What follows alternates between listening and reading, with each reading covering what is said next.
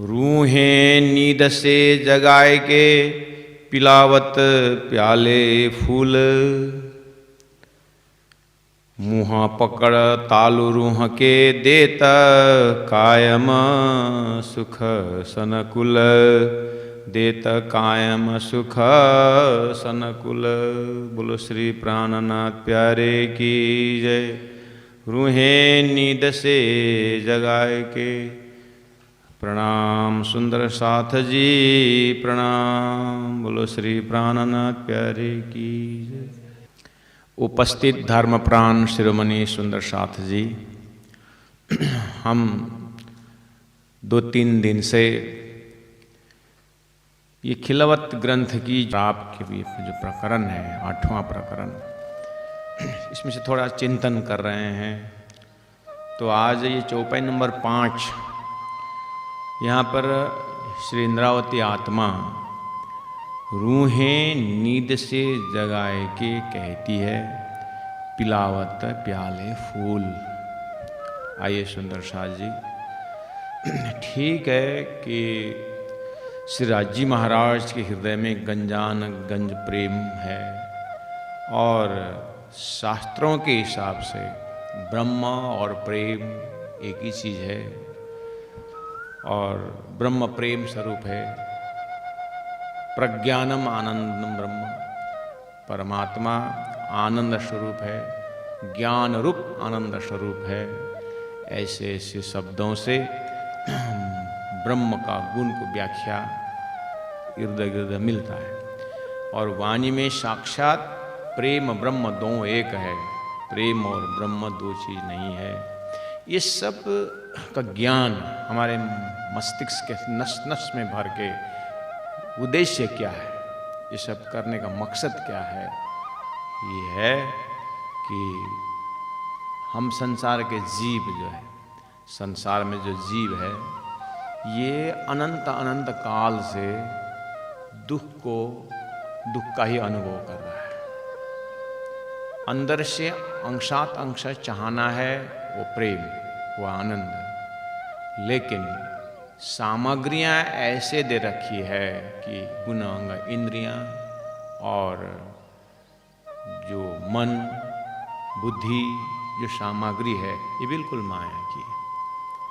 तो ये गुणांग इंद्रिय माया के अनुभव से ब्रह्म को प्राप्त करना चाहती है और आत्मा की जो आवाज है वो गुणांग इंद्रियों का जो अमल है, जो स्वाद है, उससे आत्मा कभी तृप्ति होती नहीं है। समस्या यहाँ लगी हुई है। इसीलिए शास्त्र भी मदद कर रहा है कि आत्मा को वास्तविक आनंद जो है ब्रह्मानंद, अखंड आनंद का खुराक देने का। तो इसी प्रयास में तारतम्य वाणी साक्षात परब्रह्म परमात्मा प्रेम स्वरूप को दर्शा करके और उनकी लीलाओं को ओतप्रोत करा करके, रूहों के हृदय में ओतप्रोत करा करके वो अनुभव देना, पिलाना, ये इसका मेन मकसद चल रहा है, प्रयास चल रहा है। तो एक बार ब्रह्मानंद में प्रवेश का अनुभव करा के प्रयास चल रही है तो धनी कहते हैं, इंद्रावती आत्मा कहती है रूहें नींद से जगाए के।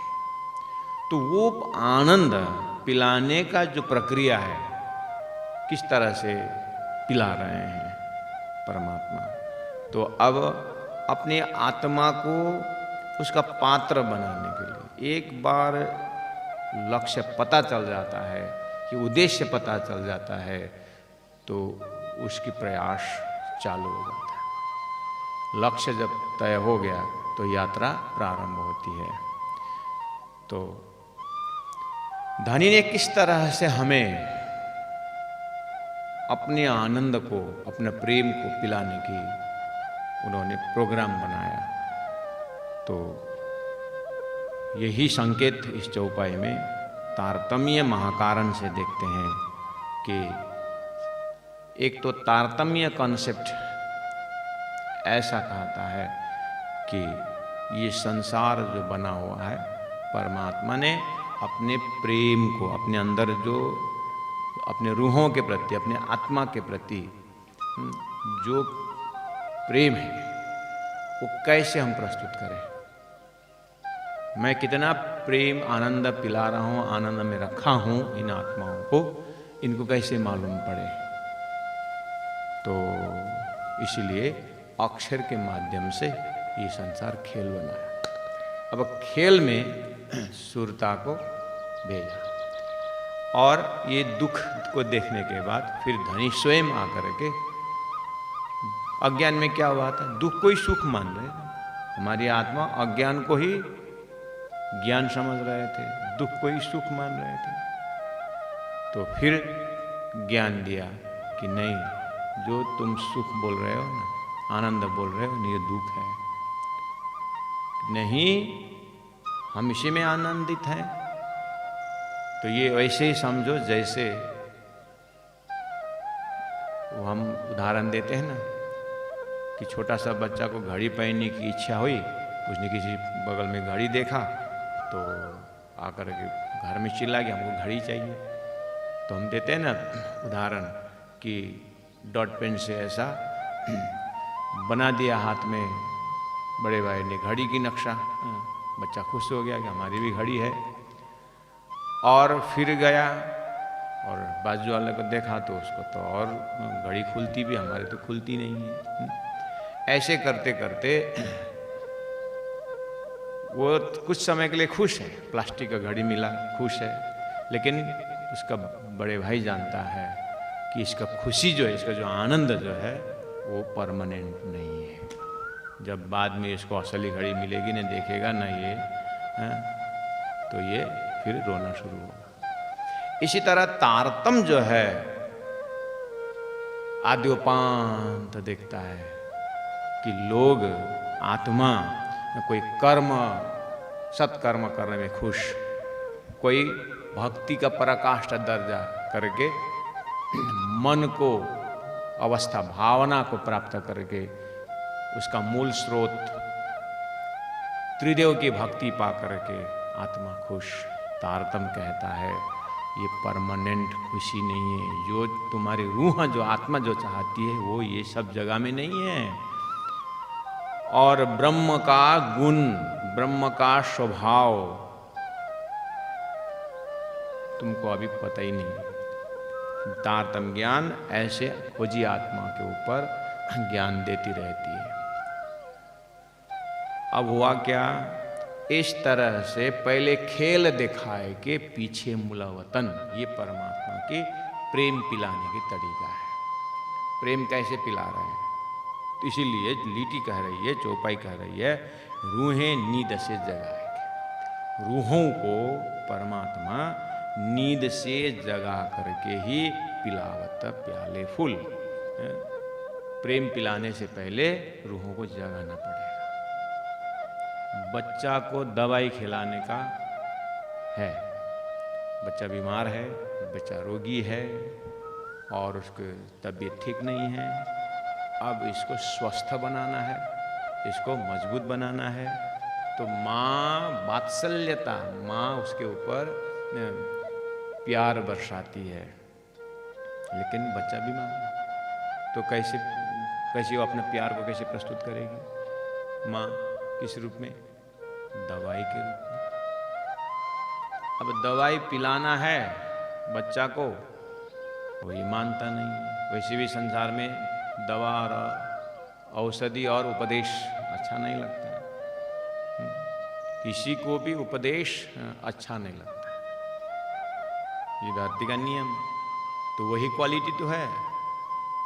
उपदेश का दर्जा चाहे मुक्ति का हो, चाहे अच्छे कार्य के लिए हो, उपदेश अच्छा नहीं लगता है। तो धाम धनी स्वरूप इन खेल में आए ब्रह्म आत्माओं को परम धाम का प्रेम पिलाना चाहते हैं, अखंड आनंद देना चाहते हैं। लेकिन रूहों की क्या हालत है? रूहें बड़ी आशय नींद में सोई पड़ी है। और क्वालिटी कैसा हुआ? न धाम को जानती है, न धनी को जानती है, न निशवत को जानती है, न वायदत को जानती है। बिल्कुल सब आइडेंटिफिकेशन ही अलग है। सारा उनका स्वभाव सब माया का बना हुआ है। अब मुसीबत ये खड़ी हो गई कि धनी ने प्रेम तो लेके आए, पिलाना चाहते हैं, लेकिन बर्तन रेडी नहीं है। तो चौपाई निकली कि रूहें नींद से जगाएंगे। तो प्रैक्टिकल बात, रूहों को नींद से जगाने के लिए क्या करना होगा? तो कितनी मेहनत पड़ रही है। सदगुरु महाराज मतलब राजी महाराज रूहों को परम धाम का प्रेम पिलाने के लिए सदगुरु बन के आएगी नहीं।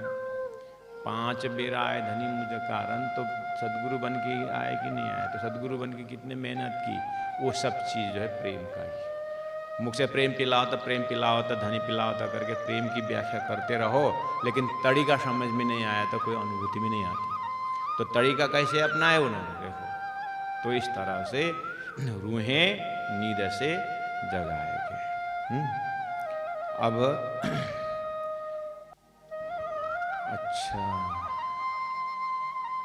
कोई मोतियां बिंदु से पीड़ित है, सामने वाला है। मोतियां बिंदु मतलब आंख नहीं देखती। तो अब उसको बगीचा में घुमा के क्या फायदा? सुंदर बगीचा में ले गए और आनंद, वहाँ बगीचा का आनंद पिलाने के लिए ले गए, और आँख में तो मोतियां बिंदु। अब उसके ऊपर कृपा करना हो, बगीचा का आनंद, फुलवारी का आनंद देना हो, तो मेहनत कहाँ करना पड़ेगा? उसके आँख के मोतियां बिंदु हटाने की। ऐसे ही धनी ने प्रेम पिलाना है, लेकिन इलम का प्याला सामने रखा और इलम रूहें नींद से जगाए के, अज्ञान में फंसी हुई आत्मा को जगाने की प्रयास की। रूहें नींद से जगाएंगे। अच्छा, तो अब चौपाई वही है।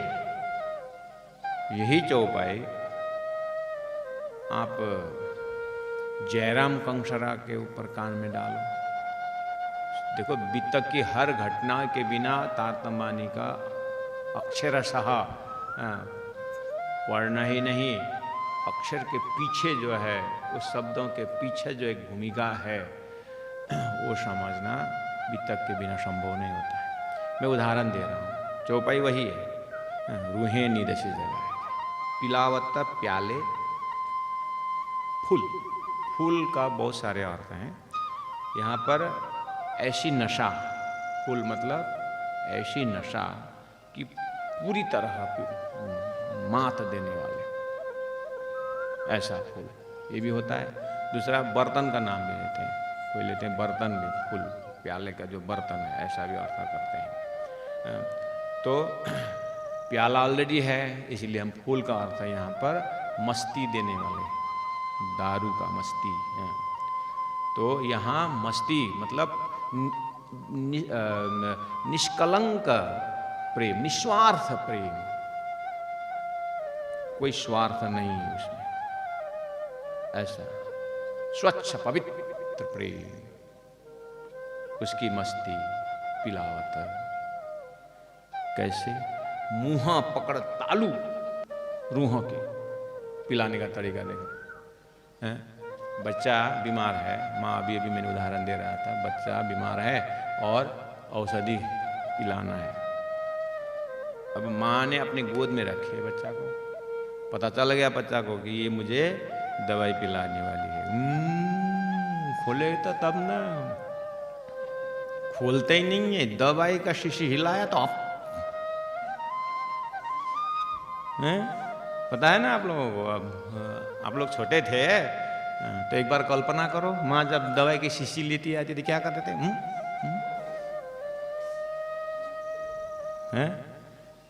कोई बच्चा स्कूल जाने की तैयारी हो, तो स्कूल जाने का समय होता है, क्या बोलता है? 9 बजे से जाना है, 8:45 में खाने को बैठता है। जब भी बुलाया तो 8:30 से नहीं, वो इधर उधर करेगा, 8:45 बना के छोड़ेगा। उसके बाद भोजन लेते जाएगा, अब 9 बजे निकलना है, खाता रहता है। स्कूल का टाइम हो गया, नो बात अजय ठपछू बन जाओ।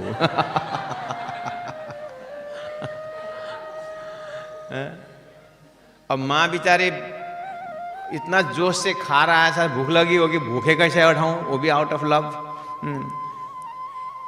वही प्रेम है, बेचारी माँ और देते जाती है। तो बोला जल्दी कर, साथी वो बस आ गया, बात थप छू वंश फिर उसको स्कूल न जाने का बहाना है उसका। हाँ, और बात खाता रहता है। माँ बेचारी को आप थप्पड़ मारो तो भूखे कैसे मारो। हाँ, कितनी तरीका बालक का, कितनी नाटक होती है देखो। उसको जब नहीं करना है ना, ओहो, बोलते हैं बालपने घने तो बोलते हैं, लेकिन बालक के चालाकीपन देखना है यहाँ पर। ऐसे ही ये परमधाम की रूहें, ब्रह्मा आत्मा प्रेम चाहती है, लेकिन पिलाने जब राजी चाहते हैं तो उसको बस संसार का रंग लगा, मुंह खोले तब ना। मुंह खोलने का अर्थ है आंख खोलना, कान खोलना, हर गुना अंग इंद्र को एक्टिव करना, सब इंद्रियों में प्रेम भरना, ये सारी बातें हैं, लेकिन रूहें चाहे तब ना। अब धनी को पिलाना, तो ऐसा नाटक यहाँ हो रहा है।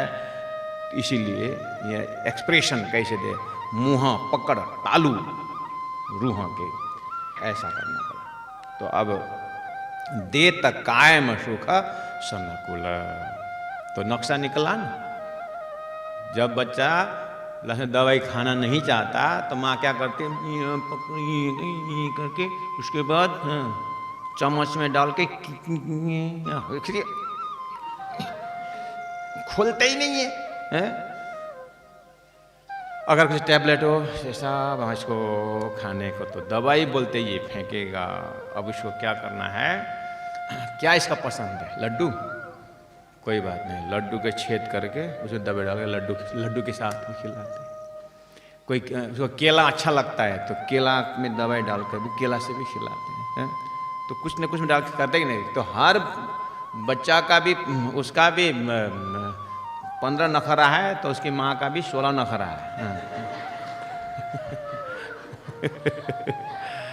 कुछ न कुछ बहाना से उसके शरीर के अंदर दवाई जाना चाहिए। तो ऐसे ही धामधनी सतगुरु महाराज बन करके रूहों को पिलाने की तरीका है। तो परमधाम का प्रेम प्लान है। तो राजी महाराज ऐसे आशिक नहीं बने, कितनी प्रार्थना करते हैं, तुम्हारे बिना तो मैं रह नहीं सकता, तुम्हारे बिना ये नहीं सकता, वो नहीं सकता। ये सब बहाना है, लेकिन मकसद है परमधाम का प्रेम पिलाना। तो मुंह पकड़, क्या एक्सप्रेशन है देखो। तालू, तालू मतलब दवाइयाँ डालना, और रूह के, ठीक है एक्सप्रेशन। अब आइए, ये तो बच्चा का उदाहरण भी दिया, ठीक है, लेकिन धामधनी ऐसा मुंह पकड़ करके तालू में डालने का ये सब काम कहाँ किया। तो जागृत आत्मा ही वही जानती है। मतलब जिसको किसी ने ऐसा अप्लाई किया हो। तो ये चौपाई एक बार आप जयराम कंसारा के पास ये चौपाई पहुंची हो तो कैसे अर्थ लगाएंगे। लालदास जी महाराज को ये चौपाई पढ़ने को मिला है। तो लालदास जी महाराज, चौपाई तो उतर गई, सब चौपाई लिख रहे थे, तो लालदास जी महाराज भी लिख रहे थे चौपाई। पढ़ा, मुँह पकड़ तालू रूह के देत, इतना लिखते ही लालदास जी महाराज का पेन तो डाउन हो गया, वो लिख ही नहीं पाया आगे। मुँह पकड़ तालू, वाह धामधनी क्या, मेरा 99 जहाज था, सब डुबा करके खींच के निकाल दिया। मैं माया में कितनी मस्ती से बैठा था, धनी ने परमधाम का अपने आत्मा का प्रेम पिलाने के लिए जहां सब डुबा दिया। उस समय तो मुझे दुख लगा था, मैं झूठ नहीं बोलता, सामने में होता तो 2 थप्पड़ मारता मैं, प्रेम का थप्पड़ राज्य को लगा देता, इतनी गुस्सा आया था। लेकिन समझते जब गया तो संसार के झूठा, ओह धनी मुंह पकड़ तालू, आपने मेरे को सही अर्थ में जबरदस्ती परमधाम का प्रेम पिला गई छोड़े। एक एक आत्मा के जागने के तरीका से देखो कि ये अर्थ किस तरह से आप समझ पाओगे। मुंह पकड़ तालू, हालांकि जबरदस्ती पिलाने की बात है। और जो माया में मस्ती रही इन आत्माओं को, चिंतामणि को एक बार कल्पना करो, चिंतामणि की जागनी पता है ना, ठट्टा नगर में जैसे प्राण जी पहुंचे तो चिंतामणि क्या बोलता है, महात्मा जी कहाँ रहते हो, क्या जानते हो, सुनाने आए कि सुनने आए हो, क्या क्या बोलता है, अनहद नाथ सुनाऊं और क्या क्या चतुर्भुजी दिखाऊं? हैं? हैं? ऐसा चिंतामणि बाद में क्या बोलता है? फिर बोलता है जब प्रमाण दिया उसको सारा, हाँ उसको गुरु का शब्द जब याद दिलाया तो फिर लाइन पे, थोड़ा लाइन पे तो आया है? और फिर कथा सुनने को आया, लेकिन गादी लेके आता है? और प्राणनाथ जी का प्रवचन सुनने नीचे बढ़िया से बैठा हुआ है। प्राणनाथ जी बोलते हैं इसका ये गादी तो उठा के ले आ रहा है, लेकिन गादी के साथ अहंकार का पोतली है, इसका ये कैसे तोड़ूं? तो मुंह पकड़ तालू, कितना मुसीबत उसका अहंकार का घड़ा फोड़ने के लिए है? फिर बोले कि जब टंटिंग मारे दो चार तो क्या बोलता है गुरुदेव, शिष्यों के आगे थोड़ा सा छाने कहिए, थोड़ा छुप के 2 लात सहूंगा प्रभु, हे गुरु महाराज, लेकिन शिष्यों के सामने थोड़ा बचा के बोलिए। रान्ना जी मामा बहुत बचो, मैं तो बचा के बोलता, ठीक है ठीक है ठीक है, जो गलती हुई सो हुई है। दूसरे दिन क्या बोले, कितने से बोल रहा हूं मैं जब प्रसंग में आता हूं तो भूल जाता हूं, तुम लोगों को भूल जाते हो। जब चिंतामणि जब आ रहे हैं तो गादी ऊपर रखो, मैंने कितनी बार बोला था। तो बैठा है ऊपर, आप ऊपर बैठे हो, शिष्यों को नीचे कोई बात नहीं, ऊपर बैठे। और जो चौपाइयाँ उतरी थी तो वो पढ़ने लगा है। अब आप बोलो, हम अर्थ करते हैं। जब अर्थ गया टेढ़ा फिर तो ये मुंह पकड़ तालू, रूह के चिंतामणि के रूह को जगाने के लिए मुंह ताड़ू पकड़े कि नहीं पकड़े? मुंह खोल के तो बाद में तो ऐसा भयंकर, एक आग त्यों छोटी बुझाई त्यों दूजी मोटी लगाई, आटी आन के फांसी लगाई, ऐसी ऐसे भयंकर वाणी जब गया ऐसा उपदेश में तो क्या बोला, मारो काले कुत्ते लाठी से। अम्मी कितना मजा आया होगा प्राणनाथ जी को, अब लाइन में आ गया बेटा।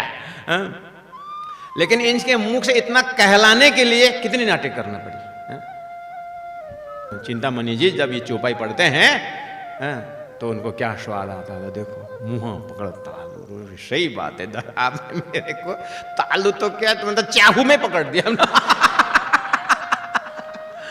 तालू तो नहीं, ये चाहू में पकड़ ऐसा मान मारा आपने कि बाप रे।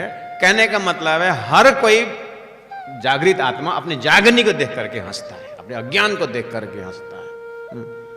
और ऐसे ऐसे तो कितने हैं। स्वयं महामती प्राणनाथ जी को सदगुरु महाराज ने कैसे जगह, अरे इंद्रावती तो परम धाम की इंद्रावती आत्मा बैठ, स्वयं कारपेट बिछा देते हैं। और धीरे धीरे करके जब कारपेट खींचते हैं ना तो बड़ा बड़ा थी वो भी राखी दे है ना। ओहो, इसलिए तो इन ब्रह्मात्मा को जागरण, मैं चिंतामणि को उदाहरण दिया। लाला जी महाराज अपने ही ब्रह्म मुनियों के ही उदाहरण से अपने को जागना है ना। शास्त्रों में तो दुर्वा को, प्रहलाद को, इनके तो कितने हैं सारे, लेकिन कम एकदम नजदीक में जो हम लोग फेमिलियर हैं उन्हीं से अपने को, कहां से अपने काम जल्दी बने वही तो करना है। भैरव सेठ को एक बार कल्पना करो, भैरव सेठ ही जाकर मुंह पकड़ तालू रूह के भैरव सेठ के एक बार देखो,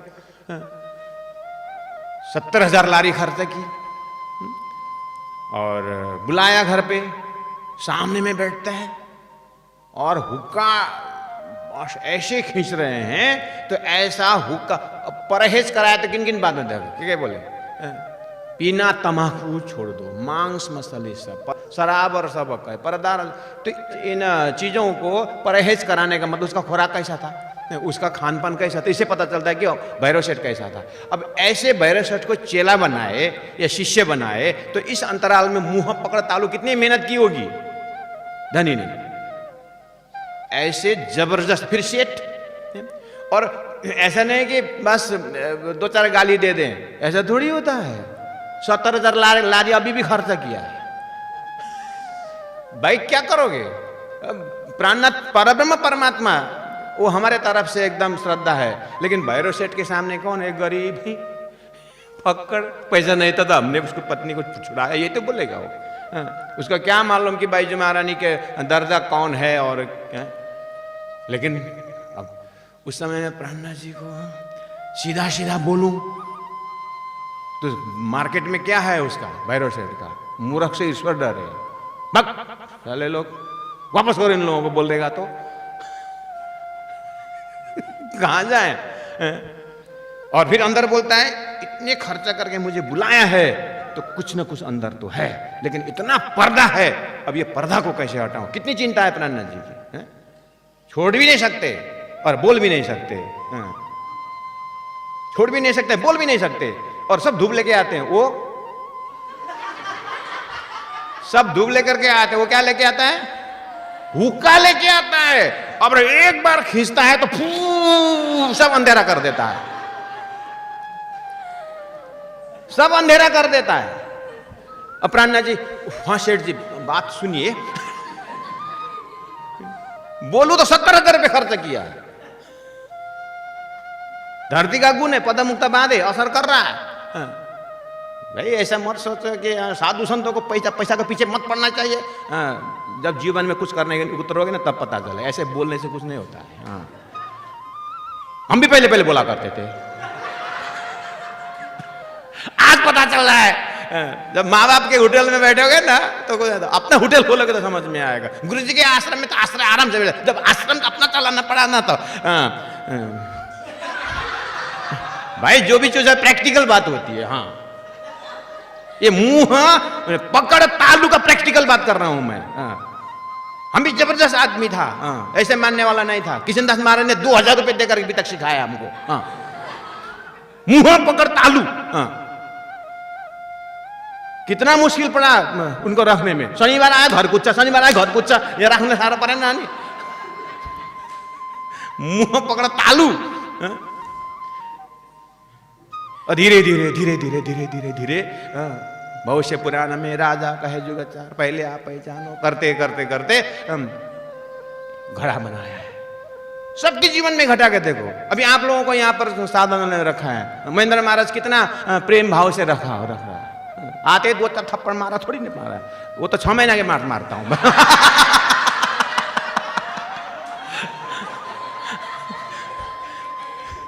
वो भी मार्केट में तो महेंद्र महाराज थप्पड़ मारता है करके सब भागते हैं लोग, लेकिन मेरे थप्पड़ के पीछे जो प्रेम है वो कौन देखता। महाराज मुंह पकड़ तालू रूह के, जागरनी के एक एक व्यक्तित्व का हृदय पकड़ के देखो, वही चौपाई पड़ेगा तो उनको समझ में आएगा। सही बात है, मुंह पकड़ कितने जबरदस्त करके उन्होंने पिलाया यार, तो स्वाद आए भाई। इसीलिए ज्ञानियां हैं, चौपाइयां हैं, ज्ञान वितक से लो।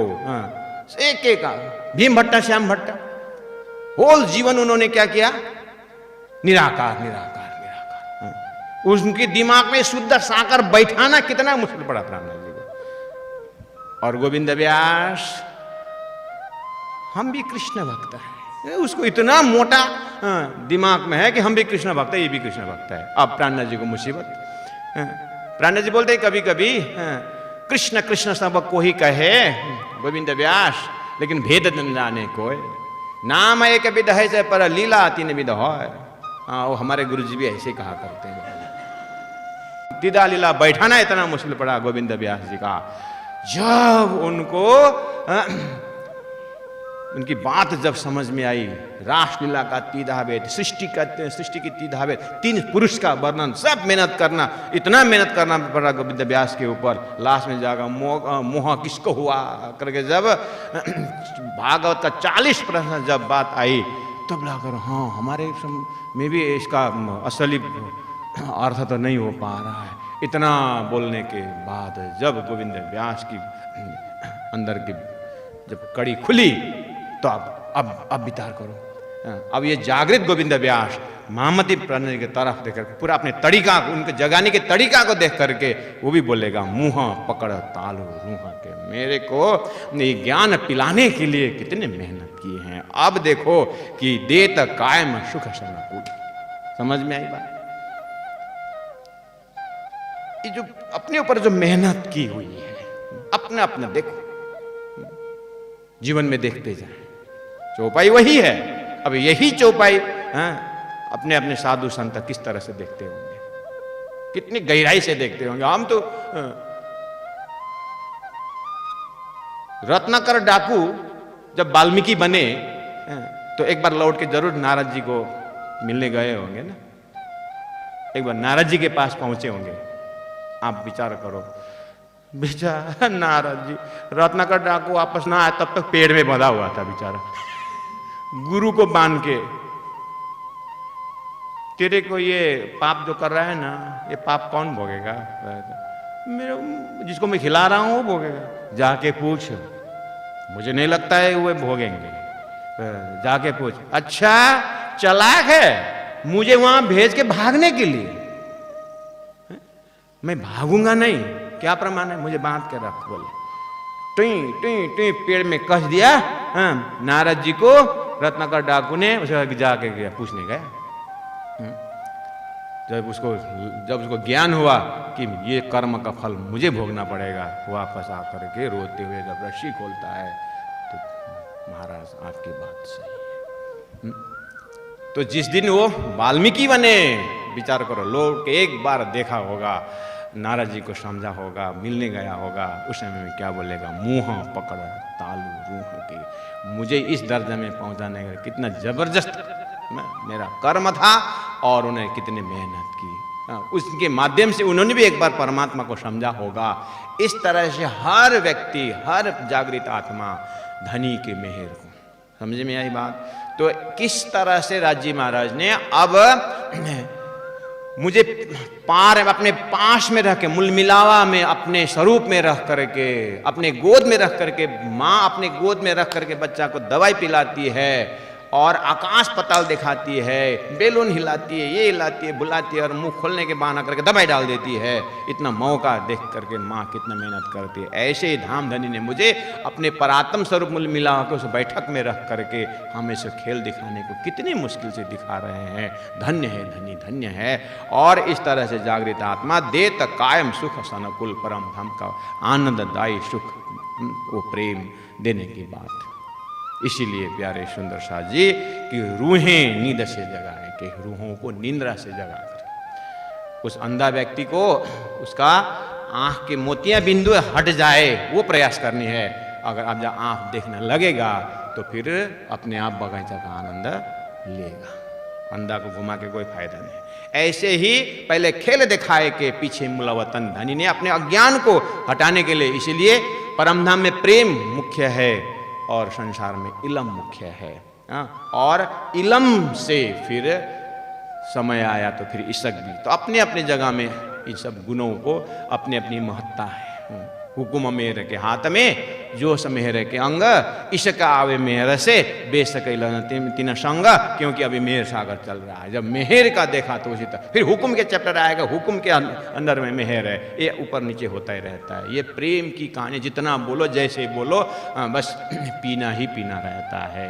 ऐसे ही धनी को याद करते हुए इंद्रावती आत्मा अपनी जो माया का तरफ का गुण अंग इंद्रिय है सब, तो गुण फिराव का प्रकरण में जो मेहनत किया है, एक एक गुण को फिराने में, ये सब मुंह पकड़ तालू रूह के ए प्याले कर मेहरबानगी, कई विध रूहों पिलावत, सुख देने बका नजीक का, सुख देने बका नजीक का। यानी नजीक मतलब कैसे वर्णन करना चाहिए? जैसे सोया हुआ आदमी सपना में जाता है, जब तक सपना देखता है वो कितनी दूरी में है जागृत से, और जगने के बाद वो कितने नजदीक है इसका कोई। इसी तरह नजदीक मतलब जागृत का एकदम पास का आनंद देने के लिए प्यार कर निशवत, कितना मेहनत किए। कई विधा मेहर करत है मासुक जो मेहरवान, उलट आप आशिक हुआ जो वाहिदत में सुहान। स्वयं माशुक होते हुए हमारे लिए आशिक बन गए। रूहों के दिल कछु ना होता, कछु कहे न मांगे हक से, ना कछु चित्त में चितवन, ना मुतलक रूहों मन में। इस तरह से अब ये प्रकरण का आनंद है कि पूरा याद करते हैं ब्रह्मात्मा जब परमधाम में रही और अक्षर को भी देखे नहीं हैं, और खेल की बात ही छोड़ो। इसीलिए जब अक्षर को देखा नहीं है तो शंका ही नहीं है। और राज्य के साथ पूछने कोई प्रश्न भी नहीं, जानते कुछ नहीं थे, एक ही चीज जानते हैं, धाम धनी पीऊ पीऊ जानती थी। लेकिन पीऊ पीऊ तो बोल रही है, लेकिन असत और दुख देखने का ज्ञान न होने के कारण जो सच्चिदानंद है उसका महत्व समझ नहीं पा रही है। तो राज्य महाराज जानते हैं कि ये मुझे कि मेरा सत अंश का, मेरा सत डिपार्ट का अक्षर का जो एरिया है, जो मेरा ही स्वरूप है, और सारा संसार मेरा दुख का संसार है, वो कुछ नहीं जानती है, रूहें बेनियाज थी। अब ये सब प्रोग्राम बना करके परमधाम को आनंद, कुछ परात्म में उठाना और सूरता में परमधाम का आनंद देना, संसार में परमधाम पिलाना, और परमधाम जगने के बाद फिर ये खेल का अखंड दुखदायी होते हुए भी इसका महाकारण प्रेममय है, उसको महाकारण को प्रेम दर्शा करके प्रेममय बनाना, और इर्द गिर्द प्रेम ही खाना, प्रेम ही पीना, सारा प्रेम ही प्रेम को, ऐसा ये नजरिया बनाना। कितने मेहनत करने पड़े धामधनी को, इंद्रावती आत्मा इस तरह से अद्योपांत को देखते हुए राज्य के हृदय में जो प्रेम है उसको दर्शन करते हुए, वो प्रेम को उन्होंने पिलाने के लिए कितने मेहनत किए तरीका। रूहें नींद से जगाए के पिलावत प्याले फूल, मुँह पकड़ तालु रूह के देत कायम सुख सनकुल, देत कायम सुख सनकुल। बोलो श्री प्राणनाथ प्यारे की जय। रूहें नींद से जगाए के, प्रणाम सुंदर साथ जी प्रणाम। बोलो श्री प्राणनाथ प्यारे की जय। उपस्थित धर्मप्राण शिरोमणि सुंदर साथ जी, हम 2-3 दिन से ये खिलवत ग्रंथ की